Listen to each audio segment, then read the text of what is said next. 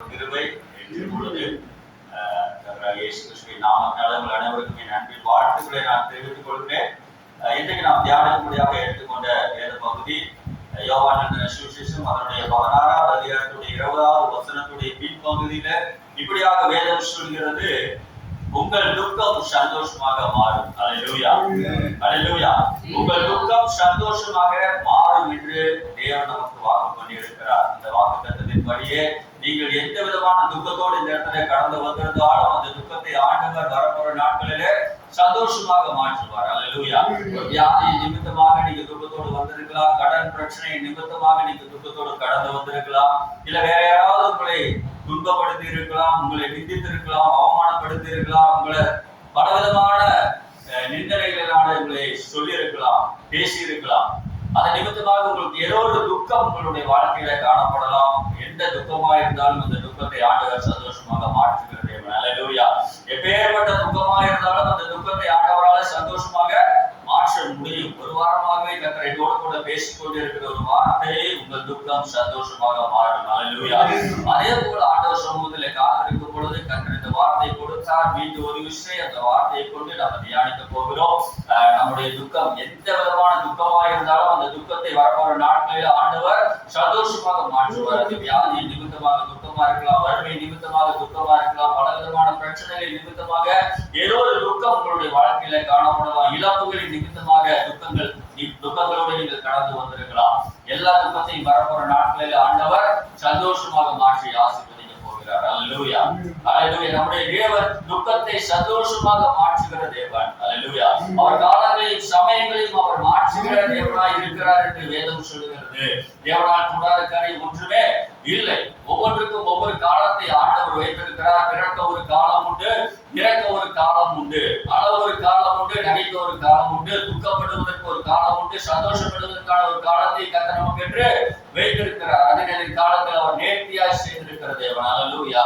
எந்த துக்கத்தோடு நீங்கள் இந்த இடத்துல கூடி வந்திருந்தாலும் அந்த துக்கத்தை வரப்போற நாட்களில் ஆண்டவர் நிச்சயமாகவே அவர் சந்தோஷமாக மாற்றி ஆசீர்வதிக்க போகிறார். என்னுடைய 17வது வயதிலே மிகப்பெரிய ஒரு விபத்து, மிகப்பெரிய ஒரு ஆக்சிடென்ட் எனக்கு ஆனது. நான் சின்ன 17வது வயது இருக்கும் பொழுது டிவி சுற்றி அந்த மப்பட்டை எடுத்துட்டு நான் போய்கொண்டு இருக்கும் பொழுது திடீரென்று பார்த்தீங்கன்னா எதிர்த்தாவே வந்த லாரியின் மீது அது நேருக்கு மோதினது. அதன் நிமித்தமாக நான் தூக்கி வீசப்பட்டேன். தூக்கி வீசப்பட்டதன் நிமித்தமாக என்னுடைய இடுப்பெலும்பெல்லாம் உடைந்தது, சிறுநீர் பையில சேதமானது. அதன் நிமித்தமாக பார்த்தீங்கன்னா என்னுடைய வயிறு வீக்க ஆரம்பித்தது, கால கையில நடக்க முடியாத ஒரு சூழ்நிலையில அவனாசி பகுதியில் அந்த ஆக்சிடென்ட் நடந்தது. எல்லா டாக்டர் இடத்துல எல்லாம் போகும்போது டாக்டர் சொல்லிட்டாங்க, இங்கெல்லாம் ஒண்ணுமே பண்ண முடியாது, நீங்க என்ன செய்யுங்க, பெரிய ஆஸ்பத்திரி ஜிஹெச் கோயம்புத்தூர் கொண்டு போயிருங்க, இங்கெல்லாம் ஒண்ணுமே பண்ண முடியாது அப்படின்னு சொல்லிட்டாங்க. அப்படிப்பட்ட சூழ்நிலையில இரவு 9:30 மணிக்கு நம்ம கோயம்புத்தூர்ல இருக்கிற அந்த ஜிஹெச்ல என்னை அட்மிட் பண்ணாங்க. அட்மிட் பண்ணோம்னா டாக்டர்கள் எல்லாம் பரிசோதனை பண்ணிட்டு அவங்க சொல்லிட்டாங்க, இது அவ்வளவுதான், இது 1 மணி நேரம் 2 மணி நேரத்துக்கு மேல உயிரோடு இருப்பதற்கான வாய்ப்புகளே இல்லை. ஏன்னா உடனடியாக ஆபரேஷன் பண்ண வேண்டும். ஆபரேஷன் பண்ணுவதற்கு டாக்டர்கள் எங்க இடத்துல இல்லை. காலையில 8 மணிக்கு தான் ஆபரேஷன் பண்ணுவதற்கு டாக்டர் வருவாங்க. அதனால கிட்டத்தட்ட 12 மணி 1 மணிக்கு மேல தாங்காது அப்படின்னு சொல்லிட்டு ஓரமா ஒரு டிப்ஸ் போட்டு படுத்து வச்சுட்டு இருக்காங்க. கொஞ்ச நேரத்துல எனக்கு அன்கான்சியஸ் ஆயிடுச்சு. என்னுடைய தகப்பனார், என்னுடைய தாயார் எல்லாரும் வந்து நின்று அழுதுட்டு இருக்கிறாங்க. என்னுடைய சகோதரர்கள் எல்லாரும் அழுக ஆரம்பிச்சுட்டாங்க. நண்பர்கள் எல்லாரும் அழுக. எப்படி இருக்கு யோசனை பண்ணி பாருங்க. அது ஒரு மிகப்பெரிய ஒரு துக்கம். இது கொஞ்ச நேரத்துல ஒரு மறைத்து போகிற ஒரு வாலிப மகனை பார்ப்பது என்பது சாதாரணமான காரியம் இல்லை. நம்ம சாதாரணமா சொல்லிட்டு போறோம். அந்த நேரத்துல அந்த துக்கம் எப்படிப்பட்டதாக இருக்கு. இந்த 1 மணி நேரம் 2 மணி நேரம் எப்ப மறிப்பான் என்று தெரியாதபடி என்ன செஞ்சாங்க, அவங்க பார்த்து கொண்டே இருக்கிறாங்க. நேரம் கடந்து கொண்டே இருக்கிறது, ஜெபித்து கொண்டே இருக்கிறாங்க. என்னுடைய பெற்றோர்கள், ஆண்டவரை இவனுக்கு எப்படியாவது ஜீவனை கொடுங்க, இவனை நான் ஊழியத்துக்கு ஒப்பு கொடுக்கிறேன் என்று அங்கு ஒரு பொருத்தனை செலுத்தினார்கள். நேரம் கடந்து கொண்டு இருந்தது. அந்த துக்கம் அப்படியாக அவர்கள் அதிகரித்து கொண்டு இருக்கிறது. 1 மணி ஆச்சு, 2 மணி ஆச்சு. எப்ப இவன் மறைத்து போவான்னு தெரியாத ஒரு சூழ்நிலையில அவர்கள் துக்கம் புதிதாக இருந்தது. அந்த துக்கத்தை ஆண்டவர் சந்தோஷமாக மாற்றினார். அல்லேலூயா. 6 மணி 7 மணி 8 மணி வரைக்கும் டாக்டர்கள் வரைக்கும் அந்த ஜீவனை ஆண்டவர் பாதுகாத்தார். 8 மணிக்கு வந்தாங்க, டாக்டர்கள் வந்தாங்க, ஆபரேஷன் பண்ணினாங்க. ஆண்டவருடைய பெரிதான கிருபையில எனக்கு ஆண்டவர் மீண்டும் ஜீவனை கொடுத்தார். அல்லேலூயா. இன்றைக்கு ஊழியத்தை செய்வதற்கு ஆண்டவர் கிருபை செய்திருக்கிறார். அப்படிப்பட்ட துக்கத்தை காலையில ஆண்டவர் சந்தோஷமாக மாற்றினார். அல்லேலூயா. ஆண்டவரே எப்பொழுது நம்முடைய துக்கத்தை அவர் சந்தோஷமாக மாற்றுகிற தேவன். அல்லேலூயா. இன்றைக்கு நம்ம அந்த துக்கத்தை சந்தோஷமாக மாற்றின ஒரு தேவ மனிதனுடைய வாழ்க்கையிலிருந்து ஒரு சில காரியங்களை நம்ம பார்க்க போகிறோம். யோபுவின் சரித்திர புஸ்தகத்தை நீங்கள் எடுத்துக்கொள்ளுங்கள். அதனுடைய 2வது அதிகாரம் 13வது வசனத்துல இப்படியாக சொல்லப்படுகிறது, யோபுவினுடைய துக்கம் மகா கொடிய துக்கமாய் இருக்கிறது என்று வேதம் சொல்லுகிறது. யோபு 2வது அதிகாரம் 13வது வசனத்துல யோபுவினுடைய துக்கம் எப்படிப்பட்டதாக இருந்ததாம்? அது மகா கொடிய துக்கமாய் இருந்தது. துக்கமே நமக்கு தாங்க முடியல, மகா கொடிய துக்கம்னா எப்படி இருக்கு யோசனை பண்ணி பாருங்க. அப்படிப்பட்ட அந்த துக்கத்தை ஆண்டவர் சந்தோஷமாக மாற்றினார். அல்லேலூயா. யோபுடைய துக்கத்துக்கான காரணம் என்னன்னு சொல்லி நமக்கு எல்லாத்துக்குமே தெரியும். யோபு 1வது சரித்திரத்துல இருந்து பார்க்கும் பொழுது யோபு கிழக்கத்தி புத்திரர்களே அவர் மிகவும் வசதியானவர். அவருக்கு 7 குமாரர்கள் இருந்தார்கள், 3 குமாரத்திகள் இருந்தார்கள். அது மாத்திரமல்ல, அவருக்கு 7000 ஆடுகள் இருந்தது, 3000 ஒட்டகங்கள் இருந்தது, 500 ஏர் மாடுகள் இருந்தது, 500 கழுதைகள் இருந்தது, திரளான பணிவிடைக்காரர்கள் இருந்தார்கள் என்று வேதம் சொல்லுகிறது. அப்படிப்பட்ட ஒரு தேவ மனிதனுடைய வாழ்க்கையிலே அவன் எப்படிப்பட்டவனா இருந்தான் என்று 1வது வசனத்திலே சொல்லப்பட்டிருக்கிறது. அவன் சன்மார்க்கனும் தேவனுக்கு பயந்தவனும் பொல்லாவுக்கு விலகுகிறவனும் உத்தமனுமா இருந்தான் என்று வேதம் சொல்லுகிறது. அப்படிப்பட்ட தேவ மனுஷனுடைய வாழ்க்கையில ஒரே நாளிலே அவனுடைய 10 பிள்ளைகளையும் இழந்து போனார். எப்படி இருக்கு யோசனை பண்ணி பாருங்க. ஒரு குழந்தைகளை இழந்தாலே நம்மளால தாங்கிக் கொள்ள முடியாது. சின்ன காரியத்தை நம்ம இழந்தாலே நம்மளால துக்கம் தாங்கிக் கொள்ள முடியாது. அப்படிப்பட்ட சூழ்நிலையில ஒரே நாளிலே அவனுடைய 7 குமாரர்களும் 3 குமாரத்திகளும் மறைத்து போனார்கள். அது மாத்திரமல்ல, 3000 ஒட்டகங்கள் ஒரே நாளிலே சபையர்கள் வந்து கொள்ளையடித்து போனார்கள் என்று வேதம் சொல்லுகிறது. கழுதைகளை இழந்தார், அவருடைய சொத்துக்களை இழந்தார், பணிவிடைக்காரர்கள் எல்லாம் கொன்று போட்டார்கள் என்று வேதம் சொல்லுகிறது. அப்படியாக ஒன்றும் இல்லாதபடிக்கு அனைத்தையும் இழந்த ஒரு சூழ்நிலையில யோபு இருந்த பொழுது அவனை இழந்தவன அனைத்தையும் ஆண்டவர் என்ன செய்தார்? இரட்டத்தனையாக திருப்பி கொடுத்து ஆசீர்வதித்தார். அல்லேலூயா. அப்படிப்பட்ட கொடிய துக்கத்தை ஆண்டவர் சந்தோஷமாக மாற்றினார் என்று வேதம் சொல்லுகிறது. அந்த துக்கத்தை விசாரிக்க வந்த 3 நண்பர்கள் 7 நாள் முழுவதும் எப்படி இருந்தாங்களாமா? அவனோடு கூட ஒன்று பேசாதபடிக்கு யோபுவினுடைய அருகிலிருந்து என்ன செஞ்சாங்க? இரவும் பகலும் 7 நாள் ஒரு வார்த்தை கூட பேசாதபடிக்கு அந்த துக்கம் அடைத்தது இருந்தது என்று வேதம் சொல்லுகிறது. அப்படியான அந்த துக்கத்தை ஆண்டவர் என்ன செஞ்சார்? யோபுவினுடைய முன்னலை பார்க்கல பின்னலவே ஆண்டவர் இரட்டத்தனையாக ஆசீர்வதித்தார். அதே போல நம்முடைய வாழ்க்கையில இன்றைக்கு எந்த விதமான துக்கமாக இருந்தாலும் அந்த துக்கத்தை வரப்போற நாட்களிலே ஆண்டவர் சந்தோஷமாக மாற்றி ஆசீர்வதிப்பார். அப்ப யோபுடைய வாழ்க்கையில அந்த துக்கம் சந்தோஷமாக மாறுவதற்கான என்ன காரணம் என்பதை ஒரு சில காரியங்களை உங்களோடு கூட பகிர்ந்து கொள்ள விரும்புகிறேன். முதலாவதாக பார்க்கும் பொழுது யோபுவின் சரித்திர புஸ்தகம் 1வது அதிகாரம் அதனுடைய 21வது வசனத்தில் எப்படியாக சொல்லப்படுகிறது? கர்த்தர் கொடுத்தார், கர்த்தர் எடுத்தார், கர்த்தருடைய நாமத்துக்கு ஸ்தோத்திரம். பாருங்க, ஒரே நாளிலே 10 பிள்ளைகளை இழந்து போனார், சொத்துக்களை இழந்து போனார். அப்படிப்பட்ட சூழ்நிலையில யோபு சொல்கிறார், கர்த்தர் கொடுத்தார், கர்த்தர் எடுத்தார், கர்த்தருடைய நாமத்துக்கு ஸ்தோத்திரம். நம்மளால சொல்ல முடியுமா? சின்ன ஒரு காரியத்தை நம்ம இழந்து போனாலும் சரி, சின்ன ஒரு காரியம் நமக்கு நடக்கலைனாலும் சொல்லி, ஏன் என்னுடைய வாழ்க்கையில் ஆண்டவரே நான் உபவாசம் இருக்கிறேன், ஆலயத்துக்கு போறேன், ஜெபிக்கிறேன், எனக்கே இந்த பாடுகள், எனக்கே இந்த வேதனைகள், எனக்கே இந்த நிந்தைகள், அவமானங்கள் என்ன செய்யறோம்? நம்ம ஆண்டவரிடத்துல குறுகுறுக்க ஆரம்பித்து விடுகிறோம். ஆண்டவருடைய வேதம் சொல்லுகிறது 1 தெசலோனிக்கர் 5வது அதிகாரம் 18வது வசனத்திலே நம்ம எல்லாவற்றிலும் ஸ்தோத்திரம் செலுத்துவது தேவனுடைய விருப்பமாய் இருக்கிறது. வாழ்விலும் நம்ம ஸ்தோத்திரம் செலுத்தணும், தாழ்விலும் நம்ம ஸ்தோத்திரம் செலுத்தணும், இன்பத்திலும் துன்பத்திலும் என்ன செய்யணும்? நமக்கு ஆண்டவருக்கு ஸ்தோத்திரம் செலுத்த வேண்டும் என்று வேதம் சொல்லுகிறது. அப்படியாக நம்ம எல்லாவற்றிலும் ஸ்தோத்திரம் செலுத்துவது தேவனுடைய விருப்பமாய் இருக்கிறது. யோபு அதைத்தான் செய்தார். எல்லாவற்றையும் இழந்து போனார். மிகப்பெரிய ஒரு கோடீஸ்வரர், மிகப்பெரிய ஒரு செல்வந்தர். அது மாத்திரமல்ல, தன்னுடைய பிள்ளைகளை இழந்து போன சூழ்நிலையில கர்த்தர் கொடுத்தார், கர்த்தர் எடுத்தார், கர்த்தருடைய நாமத்துக்கு ஸ்தோத்திரம் என்று சொல்கிறார்.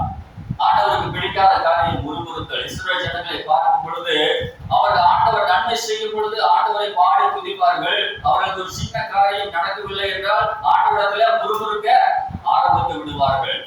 அதன் நிமித்தமாக அவர்கள் பாடம் தேடப்படுகிற அந்த வாக்குத்தத்த தேசத்தை அவர்களால் சுதந்திரித்துக் கொள்ள முடியாத ஒரு சூழ்நிலை. அதனாலதான் வேதம் சொல்லுகிறது நம்ம எல்லாவற்றையும் ஸ்தோத்திரம் செலுத்த வேண்டும். சங்கீதம் 34:1 அப்படிதான் சொல்லப்படுது, எக்காலத்திலும் நான் தேவனை ஸ்தோத்திரிப்பேன். அல்லேலூயா. நம்ம எக்காலத்திலும் ஆண்டவரை துதிக்க வேண்டும், ஆராதிக்க வேண்டும். அவருடைய நாமத்துக்கு நம்ம ஸ்தோத்திரங்களை செலுத்த வேண்டியது அவசியமான ஒரு காரியம். 10 வருடங்களுக்கு முன்பாக ஒரு சம்பவம் இன்று வரைக்கும் என்னுடைய மனதிலே அது ஆழமாக பதிந்திருக்கிறது. ஒரு டீச்சர் என்னோட கூட பேசிக் கொண்டிருக்கும் பொழுது சொன்னாங்க, அவங்களோட கூட வேலை செய்கிற ஒரு டீச்சர், அவங்களுக்கு 2 பிள்ளைகள், 2 பசங்க. ஒரு பையன் 6வது 12 வயசு, ஒருவனுக்கு 14 வயசு. இருவரும் குளிப்பதற்காக அந்த குளத்துக்கு போகும் பொழுது இருவருக்கு நீச்சல் தெரியாது. ஒரே நேரத்துல 2 பேரும் மரித்து போனார்கள். அந்த துக்கம் விசாரிப்பதற்காக இந்த டீச்சர் அவங்க வீட்டுக்கு போனாங்க. போகும் பொழுது இவங்களுக்கு ஒரு ஆச்சரியம் என்னவென்றால், அந்த சுத்தி நின்று பாடம் பாடி கொண்டிருக்கிறார். அப்ப அந்த டீச்சர் இடத்துல போய் கேட்டாங்களாமா, டீச்சர் 2 பிள்ளைங்க தான் உங்களுக்கு, 2 பேர்த்தையும் நீங்க இழந்து போனீங்க, எப்படி உங்களால பாட துதித்து கொண்டு இருக்க முடிகிறது அப்படின்னு அவங்க சொன்ன வார்த்தை அப்படியே நான் சொல்றேன். கர்த்தர் கொடுத்தா, கர்த்தர் எடுத்தா, கர்த்தருடைய நாமத்துக்கு இதே வார்த்தையை சொன்னாங்க. எப்படி ஒரு நம்மளால சொல்ல முடியுமா? 12 வயது மகன், 14 வயது மகன், 2 பேரையும் இழந்த சடலத்தை படுக்க வச்சுட்டு இருக்கும் பொழுது கர்த்தர் கொடுத்தா, கர்த்தர் எடுத்தா, கர்த்தருடைய நாமத்துக்கு ஸ்தோத்திரம் என்று சொல்லும் பொழுது நான் அப்பொழுதே அழுது போனேன். இன்றைக்கு அப்படிப்பட்டவர்கள் இந்த தேசத்தில் இருக்கத்தான் செய்கிறார்கள். நமக்கு என்ன செய்கிறோம்? ஒரு சின்ன காரியம் நடக்கலைன்னா ஏன் ஆண்டவரே சொல்லி ஆண்டவரத்துல நம்ம முறுமுறுக்க ஆரம்பித்து வருகிறோம்.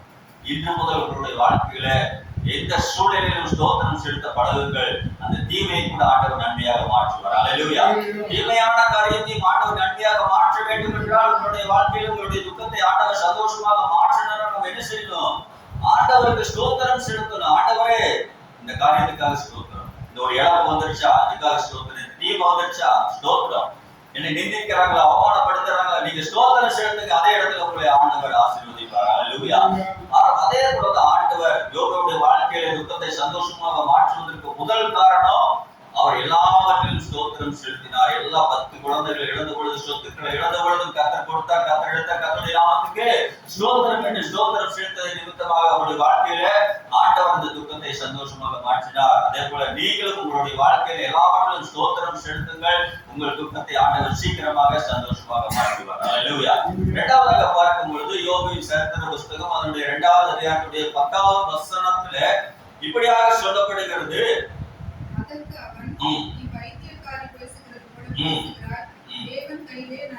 தேவன் கையிலே நன்மையை பெற்றனா தீமையை பெற வேண்டாமோ? இந்த வார்த்தை யார் சொல்ல முடியும்?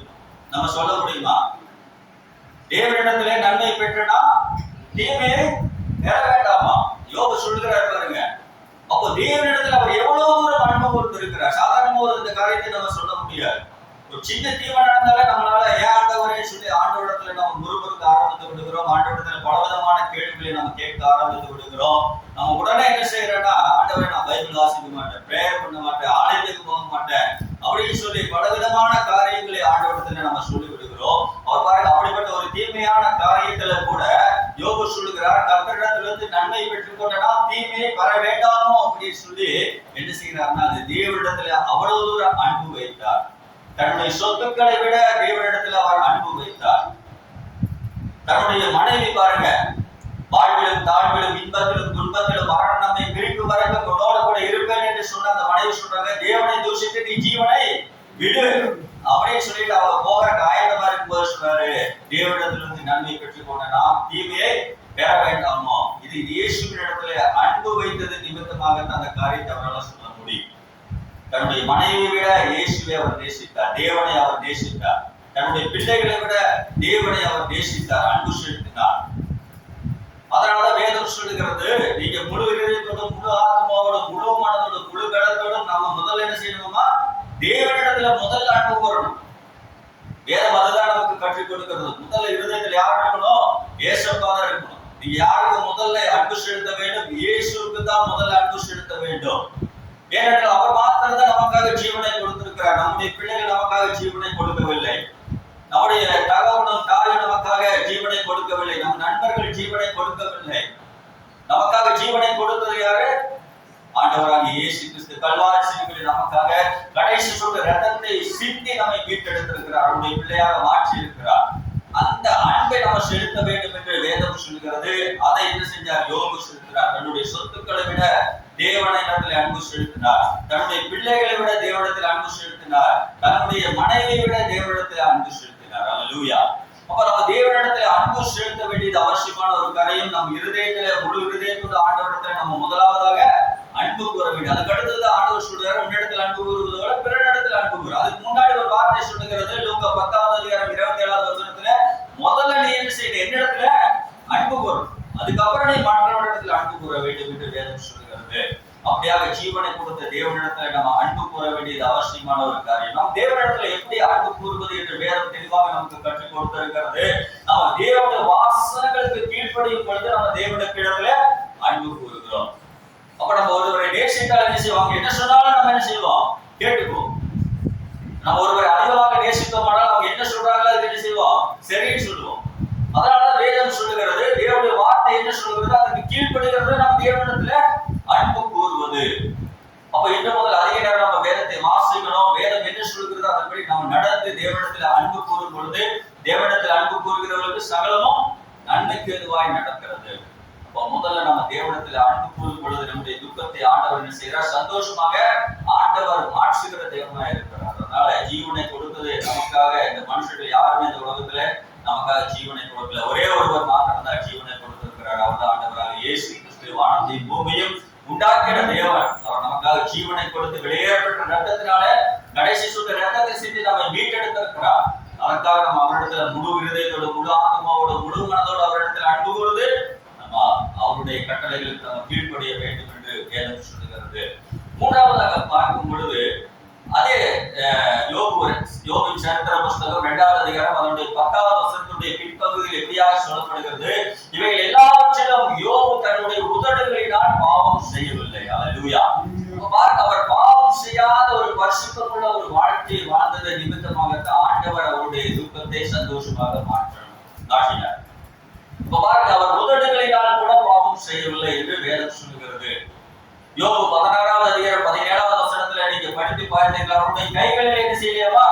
கொடுமை இல்லை. 31வது யோபு 31வது அதிகாரம் 1வது வசனத்துல கண்களோடு உடன்படிக்கை செய்ததாம் எப்படி ஒரு கண்ணியின் மேல் நினைவா இருப்பது என்று சொல்கிறார். அப்ப அவருடைய சொல் செயல் சிந்தனைகள் எல்லாமே பரிசுத்தமாக இருந்தது. அவர் பரிசுத்தமான ஒரு வாழ்க்கை வாழ்ந்தார் என்று வேதம் சொல்கிறது.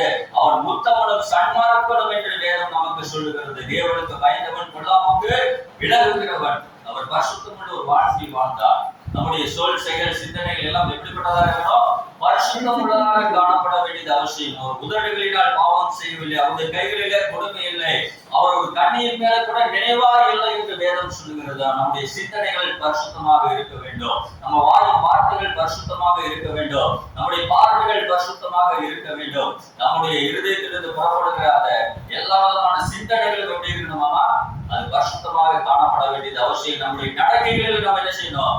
பரிசுத்தமாக இருக்க வேண்டும். பரிசுத்தம் உள்ளவர்களாக வாழ வேண்டும் என்பதற்காக தான் மற்ற ஜனங்களை விட்டு ஆண்டவர் செஞ்ச நம்மை பிரித்தெடுத்திருக்கிறார். பரிசுத்தம் இல்லாமல் ஒருவன் கர்த்தரை தரிசிக்கவே முடியாது. நம்முடைய தேவன் பரிசுத்தராக இருக்கிறது போல நம்முடைய நடக்கைகள் எல்லாவற்றிலும் நம்ம என்ன செய்யணுமா? பரிசுத்தமாக இருக்க வேண்டும். நம்முடைய சொல் செயல் சிந்தனைகள் எல்லாமே பரிசுத்தமாக இருக்க வேண்டும். யோபு அந்த பரிசுத்தமுள்ள ஒரு வாழ்க்கை வாழ்ந்ததை நிமித்தமாக அவருடைய துக்கத்தை ஆண்டவர் சந்தோஷமாக மாற்றினார். அல்லேலூயா. அதனால நம்ம ஒவ்வொரு நாளும் ஆண்டவருடைய வார்த்தைக்கு கீழ்ப்படிந்து அந்த பரிசுத்தமாக வாழ்வதற்கு ஆண்டவரிடத்தில் நம்ம ஒப்பு கொடுக்கும் பொழுது நம்முடைய துக்கத்தை சீக்கிரமாக ஆண்டவர் சந்தோஷமாக மாற்றுவார். அல்லேலூயா. அடுத்ததாக பார்க்கும் பொழுது யோபுவின் சரித்திர புஸ்தகம் அவருடைய 13வது அதிகாரம் 15வது வசனத்துல யோபு சொல்கிறார், அவர் என்னை கொன்று போட்டாலும் நான் அவர் மேல நம்பிக்கையா இருப்பேன். அல்லேலூயா. இப்ப பாருங்க, ஆண்டவர் அவர் சொல்லுகிறார், ஆண்டவர் என்னை கொன்று போட்டாலும் பரவாயில்ல, நான் அவர் மேலதான் நம்பிக்கையா இருப்பேன். அந்த நம்பிக்கை நிமித்தமாக தான் ஆண்டவர் அவருடைய துக்கத்தை சந்தோஷமாக மாற்றினார் என்று வேதம் சொல்லுகிறது. அப்ப நம்மை முழுமையாக ஆண்டவரிடத்துல நாம் நம்பிக்கை வைக்க வேண்டியது அவசியமான ஒரு காரியம். அவர் பாருங்க, நினைச்சிருக்கலாம், எனக்கு 10 குழந்தைகள் இருக்கிறார்கள், 10 குழந்தைகள் நான் முதிர் வயதா இருக்கும் பொழுது என்னை பராமரிப்பார்கள், என்னை பாதுகாப்பார்கள், எனக்கு செய்ய வேண்டிய கடமைகளை செய்வார்கள் என்று அந்த பிள்ளைகள் மேல நம்பிக்கை வைத்திருந்தா அந்த நம்பிக்கை என்ன செஞ்சிருக்கும்? கண்டிப்பாக வீணா போயிருக்கும். ஏன்னா 10 குழந்தைகள் ஒரே நாளிலே அவர் இழந்து போனார். தன்னுடைய சொத்துக்கள் இருக்கிறது, பின்னாட்களில் அந்த சொத்துக்கள் என்னை பராமரிக்கும், எனக்கு அது வசதியாக இருக்கும், உதவியாக இருக்கும் என்று அந்த சொத்துக்கள் மேல நம்பிக்கை வைத்திருந்தால் அந்த நம்பிக்கை என்ன செஞ்சிருக்கும்? கண்டிப்பாக வீணா போயிருக்கும். வாழ்விலும் தாழ்விலும் இன்பத்திலும் துன்பத்திலும் சொன்ன என்னுடைய மனைவி என்னோடு கூட இருப்பான்னு அவர் நினைச்சிருந்தார், என்ன செய்வார்? அந்த மனைவியும் போயிடும். இப்போ யார் எந்த மனுஷன் மேல நம்பிக்கை வைக்கவில்லை, சொத்துக்கள் மேல நம்பிக்கை வைக்கவில்லை, ஆண்டவராக இயேசுவின் மேல நம்பிக்கை வைத்தார். அல்லேலூயா. தேவனிடத்திலே அவர் நம்பிக்கை வைத்தது நிமித்தமாக அவரால் சொல்ல முடிந்தது, என்னை அவர் கொன்று போட்டாலும் அவர் மேல் நான் நம்பிக்கை இருக்கேன். பாருங்க, நாம இன்னைக்கு அநேக நேரங்களிலே மனிதர்கள் மீதும் மற்ற காரியங்கள் மீதும் நம்பிக்கை வைத்து நம்ம ஏமாந்து இருக்கிறோம். அந்த நம்பிக்கை நமக்கு வீணாக போயிருக்கலாம். ஆனால் இன்று முதல் ஆண்டவரிடத்துல எல்லோரும் நம்ம கர்த்தரை மாத்திரம் தான் நம்பி இருக்க வேண்டும். அல்லேலூயா. இன்றைக்கு கிறிஸ்துவரிடத்திலே காணப்படுகிற அநேக மூட நம்பிக்கைகள் இருக்கிறது. இன்றைக்கு அதுபோல நம்பிக்கை வச்சிருக்கிறோம். நல்ல நாள் பார்க்கிற காரியங்கள், நாள் பார்க்கிற காரியங்கள், ஜோசியம் பார்க்கிற காரியங்கள். இன்றைக்கு இந்திய தேசத்தினுடைய தமிழகத்தினுடைய எல்லா கலாச்சாரங்களும் பண்பாடுகளும் என்ன செஞ்சிருக்குது, நம்ம கிறிஸ்தவத்துக்குள்ளே இன்றைக்கு கடந்து வந்திருக்கிறது. ஒரு வீடு எடுத்தோம்னா உடனே பால் காய்ச்ச ஆரம்பிச்சிடறோம், வாழமரம் கட்டணும். இது எல்லாமே ஏதோ ஒரு நம்பிக்கையில் அவர்கள் செய்கிறார்கள். அந்த நம்பிக்கையை நாம் என்ன செய்யறோம், இன்றைக்கு செய்து கொண்டிருக்கிறோம். என் நாமத்தினால எங்க 2-3 பேர் கூட்டினாலும் அந்த இடத்துல வருவார் சொல்லி இருக்கிறார் ஆண்டவர். நம்ம நல்ல நாள் பார்த்தா தான் ஆண்டவர் வருவார். நம்ம ஆண்டவர் அப்படி இல்லை, இயேசுவே கூப்பிட்டா அந்த இடத்துல வருவார். அவருடைய நாமத்தை எந்த இடத்துல எல்லாம் உயர்த்துகிறோமோ அந்த இடத்துல ஆண்டவர் நம்மை ஆசீர்வதிப்பார். அப்ப பாருங்க, நல்ல நாள் பார்த்தா மாத்திரம்தான் ஆண்டவர் வருவார் என்பது கிடையாது. எந்த நாளில நீங்க திருமணம் வச்சாலும் எந்த நேரத்துல வச்சாலும் ஆண்டவர் இடத்துல அவர்களை ஆசீர்வதிப்பார். அல்லேலூயா. அப்ப பாருங்க, இந்த மூட நம்பிக்கைகள், மூட பழக்க வழக்கங்கள் நம்ம நம்பிக்கையை வைக்க கூடாது. இன்றைக்கு பாருங்க, ஆடி மாசம்னா கல்யாணமே இருக்காது திருச்சபைகளில.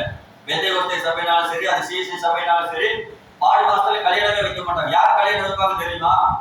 ஜோசி பார்த்து கொடுக்கிறாரு அந்த ஐயர் ஆடி மாசம் கல்யாணம் வைக்கிறார். ஏன் வைக்கிறாங்க? மக்களை முட்டாளாக்குவதற்காக செய்கிற காரியங்கள். அப்ப அவர்கள் பாருங்க, அவங்களுக்காக நல்ல நாள் பார்க்க வேண்டாமா? அப்புறம் அவங்களும் மனிதர்கள் தானே. ஆனா அவங்க ஆடி மாசம் தான் திருமண காரியத்தை செய்கிறார்கள். ஆனா கிறிஸ்தவர்கள் செய்யற அதை நம்பிட்டு ஆடி மாசம் திருமணம் வைக்கிறது, நல்ல நாள் பார்த்துதான் திருமணம் வைக்கிறது.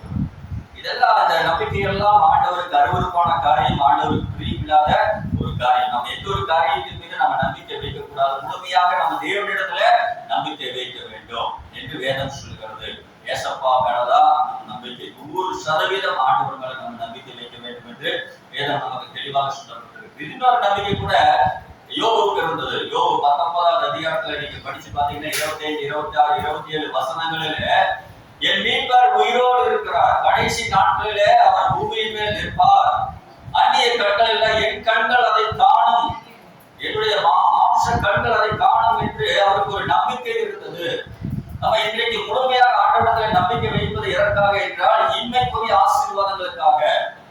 1 கொரிந்தியர் 15வது அதிகாரம் 19வது வசனத்தில் வேதம் சொல்கிறது, இன்மைக்காக மாத்திரம் கர்த்தரிடத்தில் நம்பிக்கை வைக்கிறவர்கள் எல்லாரை விட பரிதபிக்கப்பட்டவர்கள். இன்மைக்காக மாத்திரம் கர்த்தர் நம்பிக்கை வைக்க கூடாது. ஆலயத்துக்கு போனா எனக்கு ஆசீர்வாதம் வரும், ஜெபிக்கிறதுனால எனக்கு ஒரு நன்மை வரும் அப்படின்னு சொல்லி கர்த்தரிடத்துல நம்ம நம்பிக்கை வைத்து வராதபடிக்கு முழுமையாக நமக்கு ஒரு நம்பிக்கை இருக்கிறது. என்ன நம்பிக்கை என்றால், இந்த உலகத்துல நான் கண்களை மூடினாலும் பரலோக ராஜ்யத்திலே இயேசுவின் தேவனுடைய ராஜ்யத்திலே கண்களை திறப்பேன் என்ற ஒரு நம்பிக்கை. அல்லேலூயா.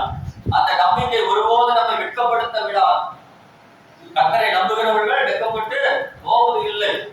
நம்ம ஆண்டவரை நம்பி வர வேண்டும். அந்த யோபுக்கு அந்த நம்பிக்கை இருந்தது. கடைசி நாட்களிலே மீட்பர் உயிரோடு இருக்கிறார், அவர் கடைசி நாட்களிலே பூமியின் மேல் நிற்பார், அந்நிய கண்களில் என் கண்கள் அதை காணும் என்கிற ஒரு நம்பிக்கை இருந்தது நிமித்தமாக இந்த உலகத்துல எது மேல அவர் நம்பிக்கை வைக்கல. ஆஸ்தி மேல நம்பிக்கை வைக்கல, அந்தஸ்தின் மேல நம்பிக்கை வைக்கல. அவருடைய ஞானம் தன்னம்பிக்கை நிறைய பேர் சொல்லுவாங்க, என்னுடைய சுய பலத்தினால நான் சம்பாதிச்சது, எனக்கு திறமை என்ன, என்னுடைய படிப்பு என்ன. அவருக்கு கடைசியில் என்னாச்சு? வியாதி வந்துருச்சு. திறமையை வச்சோம் தன்னம்பிக்கையை வச்சோம் ஒண்ணுமே செய்ய முடியாது. வீட்டை விட்டு வெளியே போக முடியாது. வெளியே போனா தான் சம்பாதிக்க முடியும். அப்ப எல்லா நம்பிக்கையும் ஒரு நாள் வீணா போகும். ஆனா கர்த்தர் மேல நம்பிக்கை வைத்தது நிமித்தமாக அவர் இழந்து போன அனைத்தையும் ஆண்டவர் இரட்டத்தனையாக திருப்பி கொடுக்கிறார். அல்லேலூயா. இன்றைக்கு ஆண்டவர் ஒன்றிடத்துல சொல்கிறார், 100க்கு 100 நீங்கள் கர்த்தரை நம்புகிறீர்கள், கர்த்தரை நம்புகிறவன் உயர்ந்த அடைக்கலத்தில் வைக்கப்படுவான், கர்த்தரை நம்புகிறவன் செழிப்பான், ஏற்ற வேலை வரும், கண்டிப்பா உங்களை ஆண்டவர் ஆசீர்வதிப்பார். நம்ம என்ன செய்யணும்? 100க்கு 100 கர்த்தரில் மாத்திரம் நம் நம்பிக்கை வைக்க வேண்டும். மூட பழக்க வழக்கங்களுக்கு ஒருபோது நம் நம்பிக்கை வைக்க கூடாது. அது ஆண்டவருக்கு பிரியமில்லாத காரியம். அதன் நிமித்தமாக ஆண்டவர் நம்மை ஆசீர்வதிக்கவே முடியாது. நம்முடைய துக்கத்தை சந்தோஷமாக மாற்ற வேண்டுமானால் 100க்கு 100 கர்த்தர் மேல நாம் நம்பிக்கை வைக்க வேண்டும். அல்லேலூயா. அதுக்கு அடுத்ததாக யாக்கோபு எழுதின நிருபம் 5வது அதிகாரம் அவருடைய 11வது வசனத்தில் இப்படியாக சொல்லப்படுகிறது, பொறுமை உள்ளவர்கள் பாக்கியவான்கள் என்று அறிந்திருக்கிறீர்களே. யோபுவின் பொறுமையை கொடுத்து நாம் அறிந்திருக்கிறோம், கர்த்தருடைய செயல்களின் முடிவையும் நாம கண்டிருக்கிறோம். பாருங்க, யோபுக்கு ஒரு பொறுமை இருந்தது. அந்த பொறுமை ஒரு மனிதனுக்கு அவசியமான ஒரு காரியம். அந்த பொறுமையை நிமித்தம் என்ன செஞ்சார்னா, ஆண்டவர் அவனுடைய துக்கத்தை சந்தோஷமாக மாற்றினார். யோபுக்கு மிகுந்த பொறுமை இருந்தது.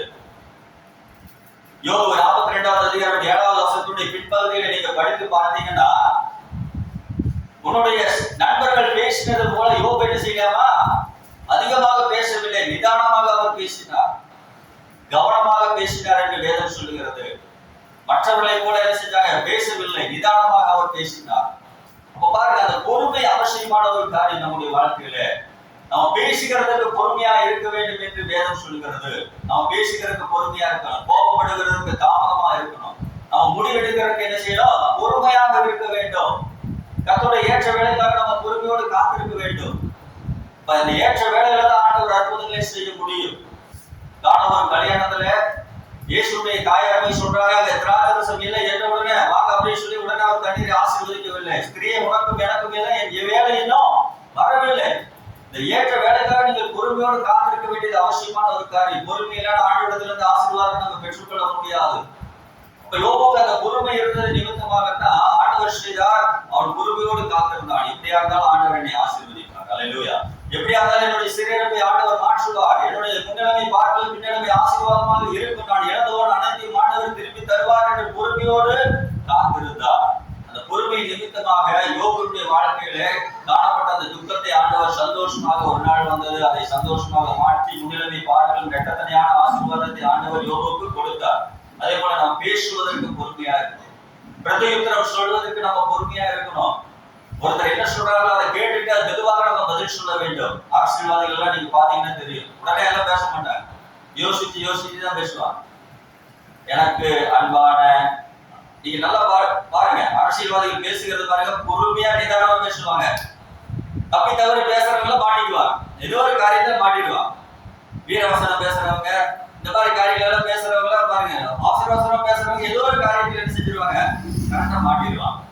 அதனால பேசுவதற்கு நம்ம பொறுமையாக இருக்க வேண்டியது அவசியமான ஒரு காரியம். கோபப்படுவதற்கு நம்ம தாமதமாக இருக்கணும். முடிவெடுவதற்கு நம்ம பொறுமையாக இருக்க வேண்டும்.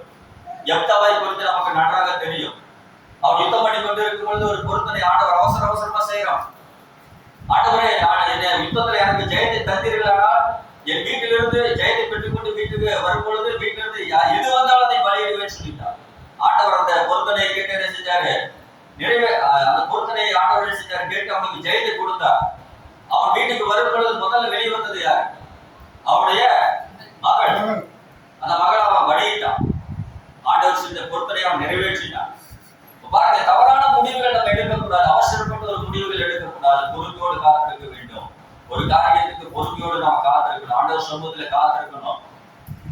திருமண காரியமாகலாம், படிப்பு காரியமா இருக்கலாம், வேலை காரியம், ஊழிய காரியங்கள், தேவனுடைய சித்தத்தை அறிகிற காரியங்களா இருக்கலாம். எந்த ஒரு காரியமானாலும் நம்ம முடிவெடுப்பதற்கு ஆண்டவர் சமூகத்துல பொறுமையோடு காத்திருக்க வேண்டும். அல்லேலூயா. ஒரு ஆசீர்வாதத்தை பெற்றுக்கொள்ளணுமா, நன்மையை பெற்றுக்கொள்ளணுமா, நம்ம பொறுமையோடு இருக்கணும். நம்ம பேசுவதற்கு பொறுமையா இருக்கணும். இப்படி நம்ம பொறுமையா இருக்கும் பொழுதுதான் ஆண்டவர் நம்முடைய துக்கத்தை சந்தோஷமாக மாற்ற முடியும். யோபு அந்த பொறுமை இருந்தது. அது நிமித்தமாக அவருடைய கர்த்தருடைய செயல் எப்படி இருந்தது? அவனுடைய துக்கத்தை ஆண்டவர் சந்தோஷமாக மாற்றி ஆசீர்வதித்தார். அல்லேலூயா. கடைசியாக ஒரே ஒரு காரியத்தை சொல்லி நம்ம ஜெபிக்க விரும்புகிறேன். கடைசியாக பார்க்கும் பொழுது யோபு 42வது அதிகாரம் அதனுடைய 10வது வசனத்தில் எப்படியாக சொல்லப்படுகிறது? யோபு தன்னுடைய சிநேகிதருக்காக வேண்டுதல் செய்த பொழுது அவனுடைய சிறையிருப்பை மாற்றினார். பாருங்க, யோபு என்ன செஞ்சாருன்னா தன்னுடைய சிநேகிதருக்காக வேண்டுதல் செய்தார். நம்ம என்ன செய்யறோம்? இன்னைக்கு மற்றவர்களுக்காக ஜெபிக்க வேண்டியது அவசியமான ஒரு காரியம். அப்பொழுதுதான் நம்முடைய சிறையிருப்பை ஆண்டவர் மாற்ற முடியும். நம்முடைய துக்கத்தை ஆண்டவர் சந்தோஷமாக மாற்ற முடியும். அப்போ என்ன செய்யும்? யோபுக்கு வர எவ்வளவு பிரச்சனை இருக்கிறது. எல்லாவற்றையும் இழந்து என்ன செய்யறாரு? தன்னுடைய மனைவி போயிட்டாங்க. அந்த விசாரிக்க வந்த நண்பர்கள் என்ன செஞ்சாங்க? யோபுவை திட்டினாங்க, குறை சொன்னாங்க, அவனை அவமானப்படுத்தினாங்க. அவனுக்கு ஆறுதல் சொல்வதற்கு யாருமே இல்லை. உடல் முழுவதும் சரீரத்தில் வியாதிகள், எல்லாவற்றையும் இழந்து தவித்துக் கொண்டிருக்கும் பொழுது அவருக்கு 1008 பிரச்சனை. அப்படி இருக்கும் பொழுது தன்னுடைய நண்பர்களுக்காக அவர் வேண்டுதல் செய்தார். அதை ஆண்டவர் பார்க்கிறார். அவர் முகத்தை பார்த்து என்ன செஞ்சாரு? யோபுடைய சிறையிருப்பை ஆண்டவர் மாற்றினார். அவருடைய துக்கத்தை ஆண்டவர் சந்தோஷமாக மாற்றினார். இன்றைக்கு ஆண்டவர் நம்மோடு கூட பேசிக்கொண்டு இருக்கிற ஒரு வார்த்தை, மற்றவர்களுக்காக நம்ம வார்த்தையோடு ஜெபிக்க வேண்டும். அல்லேலூயா. நமக்கு 1008 பிரச்சனை இருக்கலாம், நமக்கு பலவிதமான பிரச்சனைகள் இருக்கலாம், போராட்டங்கள் இருக்கலாம். ஆனாலும் நம்மை போல பாடுள்ள எத்தனையோ ஜனங்கள் இருக்கிறார்கள். அவர்கள் தேவனை அறியாமல் இருக்கிறார்கள். ஆண்டவர் யாருன்னு தெரியாது, உண்மையான கடவுள் யாருன்னு தெரியாது. அப்படிப்பட்டவர்கள் இன்றைக்கு அதே போல நமக்கு ஒரு கடல் பிரச்சனை இருக்கிறதா, அவர்கள் அதே கடல் பிரச்சனையில சிக்கி எத்தனையோ பேர் தற்கொலை செய்து கொண்டிருக்கிறார்கள். ஒவ்வொரு நாளும் விபத்துகள் பெருகிக் கொண்டிருக்கிறது. நமக்கு தேவனுடைய பாதுகாப்பு இருக்கிறது, அவர்களுக்கு அந்த பாதுகாப்பு அல்ல. நம்மை ஆண்டவர் ரட்சித்திருக்கிறார். அவர்களுக்கு அந்த ரட்சிப்பு இல்லை. உண்மையான தெய்வத்தை அவர்கள் அறியாமல் இருக்கிறார்கள். அப்படியாக அவருடைய ரட்சிப்புக்காக, அவருடைய பாதுகாப்புக்காக நமக்கு ஆண்டவர் சமாதானத்தை கொடுத்திருக்கிறார். அந்த ஜனங்களுக்கு சமாதானம் என்னன்னே தெரியாது. ஒவ்வொரு நாளும் நிம்மதி இழந்து கொண்டு இருக்கிறார்கள்.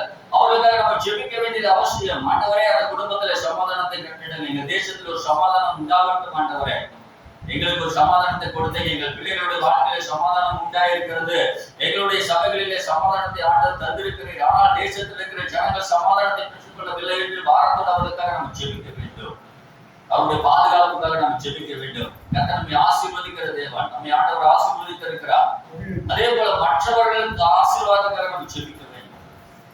நம்மை பாதுகாக்கிற தேவன் அவர்களை பாதுகாக்க வேண்டும். அதற்காக அவர்களுக்காக நம்ம பாரத்தோடு ஜெபிக்க வேண்டியது அவசியம். நம்மை ரட்சித்த தேவன் அவர்களை ரட்சிக்க வேண்டியது அவசியம். அவர்களும் ஜீவனோட தேவனை அறிந்து கொள்ள வேண்டும். அதுக்காக வாரத்தோடு நமக்கு 150 கோடி ஆத்துமாக்களை ஆண்டவர் தந்திருக்கிறார். இந்த ஆத்துமாக்களுக்காக நம்ம ஜெபிக்க வேண்டியது அவசியம். யோபு தன்னுடைய சிறைகளுக்காக ஜெபித்த பொழுது அவருடைய சிறையிருப்பை மாற்றினது போல நீங்கள் மற்றவர்களுக்காக பாரத்தோடு ஜெபித்து பாருங்க, உங்களுடைய சிறையிருப்பை ஆண்டவர் மாற்றுவார். அல்லேலூயா, அல்லேலூயா. அதே போல இன்றைக்கு நம்ம கேட்ட செய்தியின்படி ஒவ்வொரு நாள் நீங்கள் செய்வீர்களானால் சீக்கிரமாக உங்கள் துக்கத்தை ஆண்டவர் சந்தோஷமாக மாற்றுவார். அல்லேலூயா, அல்லேலூயா. 6 காரியத்தை தேவன் நம்மோடு கூட பேசியிருக்கிறார். முதலாவதாக நம்ம என்ன செய்யணும்? எல்லாவற்றிலும் ஸ்தோத்திரம் செலுத்த வேண்டும். எக்காலத்திலும் நம்ம ஆண்டவரை ஸ்தோத்திரிக்க வேண்டும். வாழ்விலும் தாழ்விலும் இன்பத்திலும் துன்பத்திலும் எந்த சூழ்நிலைகளிலும் நம்ம என்ன செய்யணும்? ஆண்டவருக்கு நன்றிகளையும் ஸ்தோத்திரங்களையும் ஏறெடுக்க வேண்டும். என் ஆத்துமாவே கர்த்தரை ஸ்தோத்திரி, அவர் செய்த சகல உபகாரங்களையும் மறவாதே. நம்ம அவர் செய்ததை நம்ம நினைத்து ஆண்டவருக்கு ஸ்தோத்திரம் செலுத்த வேண்டியது அவசியமான ஒரு காரியம். இரண்டாவதாக நம்ம என்ன பார்த்தோம்? நம்ம தேவனிடத்துல அன்பு கூற வேண்டும். நம்முடைய பிள்ளைகளை விட, நம்முடைய சொத்துக்களை விட, நம்முடைய மனைவியை விட, நம்முடைய நண்பர்களை விட நம்ம தேவனிடத்துல அன்பு கூற வேண்டும். தேவனிடத்துல அன்பு கூறுவது எப்படி என்று வேதம் நமக்கு கற்றுக் கொடுத்திருக்கிறது. வேத வசனங்களுக்கு கீழ்ப்படிவதுதான் தேவனிடத்துல நம்ம அன்பு கூறுவதா. அப்ப வேத வசனங்களை அதிக நேரம் படித்து அதன்படி நம்ம வாழ்வதற்கு அர்ப்பணிக்க வேண்டும். அதன்படி நம்ம நடக்கும் பொழுது நம்ம தேவனிடத்துல அன்பு கூறுகிறோம். மத்தேயு எழுதின சுவிசேஷம் 10வது அதிகாரம் 37வது வசனத்தில் அதான் ஆண்டவர் சொல்கிறார், தகப்பனையாவது தாயாவது மகனையாவது மகளையாவது என்னிடம் அதிகமாய் நேசிக்கிறவன். அதுக்காக நீங்க நேசிக்க வேண்டாம் நான் சொல்லல, எல்லாரையும் நேசிக்கணும். ஆனா அதை விட ஆண்டவரை நேசிக்க வேண்டும். அல்லேலூயா. இவங்க நமக்காக ஜீவனை கொடுக்கல, ஆண்டவர் மாத்திரம் நமக்காக ஜீவனை கொடுத்திருக்கிறார். அந்த நினைச்சு நம்ம என்ன செய்யணும்? அன்பு கூர்ந்து அவருடைய கட்டளைக்கு நம்ம கீழ்ப்படிய வேண்டும். அல்லேலூயா. மூன்றாவதாக நம்ம பார்த்த ஒரு பரிசுத்தமுள்ள வாழ்க்கை யோபுவிடத்தில் இருந்தது. அவரால் ஆண்டவர் சீக்கிரமாகவே அவருடைய துக்கத்தை சந்தோஷமாக மாற்றினார். அல்லேலூயா. அப்ப நம்முடைய சொல் செயல் சிந்தனைகள் பரிசுத்தமாக இருக்க வேண்டும். பரிசுத்தமாக வாழ்வதற்கு நம்ம என்ன செய்யணும்? தேவனிடத்தில் அர்ப்பணிக்க வேண்டும். நம்முடைய சுய பலத்துல நம்ம பரிசுத்தமாக வாழ முடியாது. ஆண்டவருடைய ஆவியினாலதான் பரிசுத்தமாக நம்ம வாழ முடியும். அதுக்காக கர்த்தர் சமூகத்தில் நம்ம காத்திருக்கணும், ஜெபிக்கணும். பரிசுத்தமுள்ளவர்களாக வாழ்வதற்கு நம்ம பிரயாசப்பட வேண்டியது அவசியம். நம்முடைய சொல் செயல் சிந்தனைகளை பரிசுத்தமாக நம்ம காத்துக்கொள்ள வேண்டும். பரிசுத்தமாக இருப்பதற்கு நம்ம பிரயாசப்படணும், ஜெபிக்கணும். அந்த பரிசுத்தத்துக்கு நேராக கர்த்தர் நம்மை நடத்துவார். அப்பொழுது சீக்கிரமாக நம்முடைய துக்கத்தை ஆண்டவர் சந்தோஷமாக மாற்றுவார். நான்காவதாக நம்ம என்ன பார்த்தோம்? கர்த்தரை கொன்று போட்டாலும் அவன் நம்பிக்கையாக இருப்பேன் சொல்லி யோபு சொன்னது போல என்ன செய்யணும்? எந்த சூழ்நிலையிலும் கர்த்தர் மேல வாங்குறத நம்ம நம்பிக்கை வைக்கணும். மூட வழக்குகள் மேல நம்ம நம்பிக்கை வைக்கக்கூடாது. மனுஷர்கள் மேல நம்ம நம்பிக்கை வைக்கக்கூடாது. சொத்துக்கள் மேல, ஆஸ்தியின் மேல, ஐஸ்வர்யத்தின் மேல நம்ம நம்பிக்கை வைக்கக்கூடாது. தன்னம்பிக்கையை சொல்லுவாங்க. என்னுடைய திறமை, என்னுடைய திறமை, நான் என்னுடைய டேலண்ட் எல்லாம் நிறைய பேர் சொல்லுவாங்க. தன்னம்பிக்கை இதெல்லாம் ஒண்ணுமே பிரயோஜனம் இல்லை. ஆண்டவருடைய நம்பிக்கை இருந்ததற்கு நிமித்தமாகத்தான் யோபுடைய வாழ்க்கையில் ஆண்டவர் என்ன செஞ்சாரு? முன்னிலைமை பார்க்க பின்னாலே ஆண்டவர் ஆசீர்வதித்தார். அவருடைய துக்கத்தை சந்தோஷமாக மாற்றினார். அதே போல நம்முடைய வாழ்க்கையில் என்ன செய்யணும்? 100 ஆண்டவரை நாம் நம்ப வேண்டும். ஐந்தாவதாக நம்ம பார்த்தோம், எல்லாவற்றிலும் யோபு பொறுமையாக இருந்தார். அல்லேலூயா. பேசுவதற்கு அவர் பொறுமையா இருந்தார். முடிவெடுப்பதற்கு, மற்ற எல்லா காரியங்களும் செய்வதற்கு பொறுமையோடு ஆண்டவர் சமூகத்திலே காத்திருந்தார். அவருடைய துக்கம் சந்தோஷமாக மாறுவதற்கு ஒரு சில நாட்கள் ஆனது, மாதங்கள் ஆனது. அது வரைக்கும் அவர் பொறுமையோடு இருந்தார். அவருடைய மனைவி சொன்னாங்க, தேவனை தூஷித்து ஜீவனை விட அப்படின்னே யோசனை வந்திருக்கா. நம்மளால தானே என்னையா கடவுளை தேடி என்னாச்சு? பைபிள் படிச்சு என்னாச்சு? ஆலயத்துக்கு போய் என்னாச்சு? உடனே நம்ம முடிவு எடுத்துருவோம். சரி, நான் ஆலயத்துக்கு போக மாட்டேன். ஆனா அவர் என்ன சொல்றாரு? பொறுமையோடு காத்திருந்தார். ஏற்ற வேலை இருந்தது. அவருடைய துக்கத்தை ஆண்டவர் சந்தோஷமாக மாற்றினார். ஆறாவதாக நம்ம பார்த்தோம், தன்னுடைய சிநேகிதருக்காக வேண்டியல் செய்த பொழுது அவனுடைய சிறையை ஆண்டவர் மாற்றினார். அல்லேலூயா. அதே போல நம்ம மற்றவர்களுக்காக பாரத்தோடு நம்முடைய தேசத்தில் இருக்கிற ஜனங்களுக்காக, நம்மை போல பாதிக்கப்பட்டிருக்கிற ஜனங்களுக்காக நம்ம அவருடைய பாதுகாப்புக்காக, ஆசீர்வாதத்துக்காக ரட்சிப்புக்காக சமாதானத்துக்காக நம்ம ஜெபிக்க வேண்டியது அவசியமான ஒரு காரியம். அப்பொழுது நம்முடைய சிறையிருப்பை ஆண்டவர் மாற்றுவார், நம்முடைய துக்கத்தை ஆண்டவர் சந்தோஷமாக மாற்றி ஆசீர்வதிப்பார். கர்த்தர் ஆசீர்வதிப்பாராக. எந்த பிரச்சனையோடு இந்த இடத்துல நீங்கள் கடந்து வந்திருந்தாலும், எந்த துக்கத்தோடு இந்த இடத்துல கடந்து வந்திருந்தாலும், நீ வரப்போற நாட்களில் இந்த துக்கத்தை நிச்சயமாக ஆண்டவர் சந்தோஷமாக மாற்றி ஆசீர்வதிப்பார். நாம் ஜெபித்து நிறைவு செய்வோம். உங்கள் துக்கம் சந்தோஷமாய் மாறும், உங்கள் கவலைகள் கண்ணீர் எல்லாம் மறைந்துவிடும். உங்கள் துக்கம் சந்தோஷமாய் மாறும், உங்கள் கவலைகள் கண்ணீர் எல்லாம் மறைந்துவிடும். கலங்காதே மகளே, நீ கலங்காதே மகளே, கலங்காதே மகனே, நீ கலங்காதே மகளே. நம் இயேசு கைவிட மாட்டார், நம் இயேசு கைவிட மாட்டார். திராணிக்கு மேலாக சோதிக்கப்பட ஒரு நாளும் விடமாட்டார்.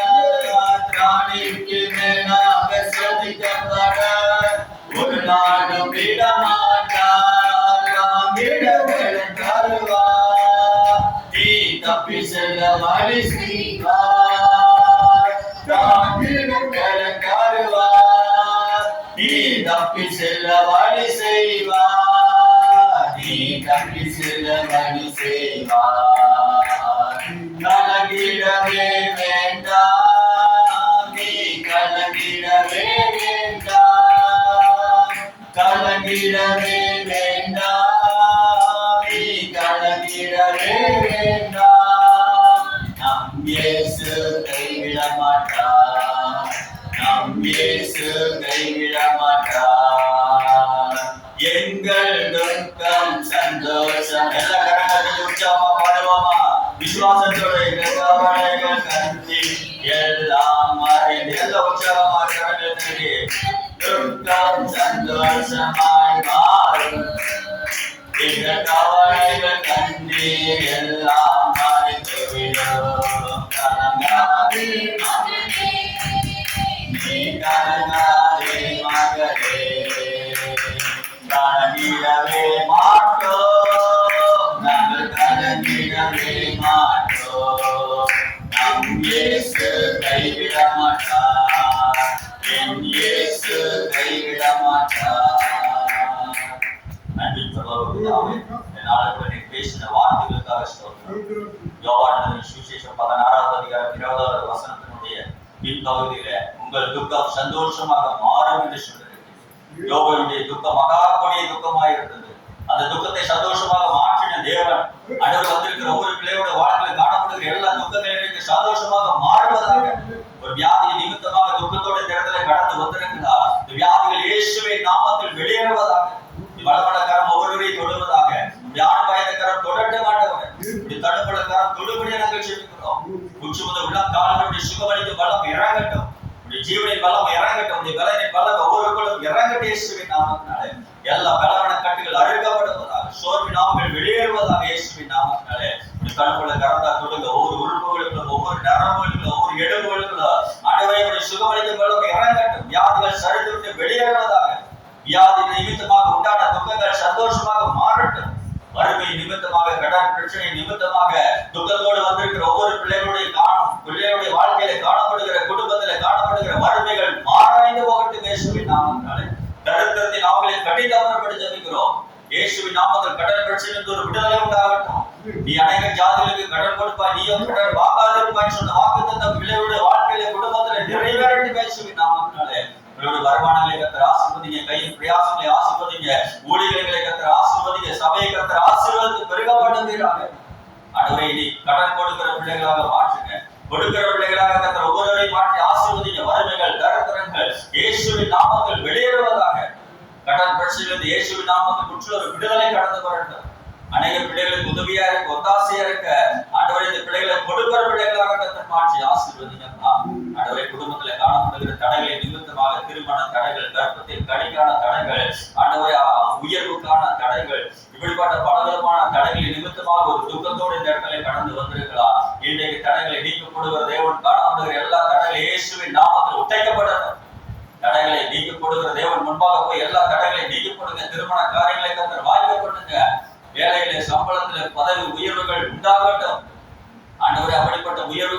தடைகளை கத்த நீக்கி போட்டு உயர்வு உண்டாக கத்த கிருபை செய்வீராக. எல்லா தடைகள் மாறட்டும், கர்ப்பத்தின் கனி உண்டாகட்டும். திருமண காரியத்தை கத்த வாழ்க்கப்பட்டு என்னென்ன காரியங்கள் தடையா இருக்கிறதோ எல்லா தடைகள் இன்றைக்கு இயேசுவின் நாமத்தில் உடைக்கப்படுவதாக. எல்லா காரியத்தை கத்த வாழ்க்கப்பட்டு கோணதானங்களை செவையாகிறது, எல்லா கோணதானங்களை கத்த செவையாக்கப்படியான ஜெபிக்கிறோம். அதற்கு ஒவ்வொரு பிள்ளைகளின் தனித்தனியாக பேர்களாக குடும்பமாக கத்த ஆசீர்வதிங்க. பிசாசினால் உண்டான கலக்கங்கள், பிசாசு கொண்டு வருகிற பயங்கள், ஒரு மரண பயம், வியாதி குறித்ததான பயம், எதிர்காலத்தை குறித்ததான பயம், தேவைகளை குறித்ததான பயங்களை கொண்டு வருகிற ஆக்களை இயேசுவின் நாமத்தினாலே கட்டித்து அப்புறப்படுத்தி ஜெபிக்கிறோம். இரவேளையில கெட்ட சொப்பனங்களை கொண்டு வருகிற ஆவிகள், இரவேளையில பயத்தை தூண்டுகிற ஆவிகள், இரவேளையில தூக்கத்தை கடைசியில் அந்தகாரத்தின் வல்லமைகளை இயேசுவின் நாமத்தினாலே கட்டித்து பாதாளத்துக்கு அனுப்புகிறோம். கர்த்தருடைய வெளிச்சம் ஒவ்வொரு வீட்டுக்குள்ளும் இறங்கட்டும், இருள் விலகட்டும். பயங்கள் கலக்கங்கள் இயேசுவின் நாமத்தில் மறைந்து போவதாக.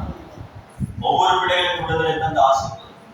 எல்லா துக்கத்தையும் இன்னைக்கு சந்தோஷமாக மாற்றினதுக்காக எல்லா கரங்களையும் உற்சாகமாக சந்தோஷமாக மாற்றினதுக்காக சோதரம் சந்தோஷமாக மாற்றி அதுக்காக சோதரம் துக்க நாட்கள் முடிந்தவர் துக்கத்தை கண்ட வருஷங்கள் சிறுமைப்படுத்த நாட்களுக்கு சரியாய் மகிழ்ச்சி நாட்கள் உண்டாகவே அப்படி ஆசீர்வதிக்க அனுபவத்துக்காக இயேசுவின் நாமத்தினாலே ஜெபங்களையும் ஸ்தோத்திரங்களையும் பெறெடுக்கிறோம். ஜீவனுள்ள நாமத்தினால் ஆமென். எல்லாரும் சேர்ந்து சொல்வோம். என் ஆத்துமாவே கர்த்தரை ஸ்தோத்திரி, என் முழுவதும் பரிசுத்த நாமத்தை ஸ்தோத்திரி, என் ஆத்துமாவே கர்த்தரை ஸ்தோத்திரி, கர்த்தர் செய்த சகல உபகாரங்களையும் மறவாதே. ஆமென். கர்த்தராகிய இயேசு கிறிஸ்துவின் கிருபையும் பிதாவாகிய தேவனுடைய அன்பு பரிசுத்த ஆவியுடைய ஐக்கியம் உங்கள் அனைவரோடு கூட இன்றைக்கும் சதா காலத்தில் இருப்பதாக.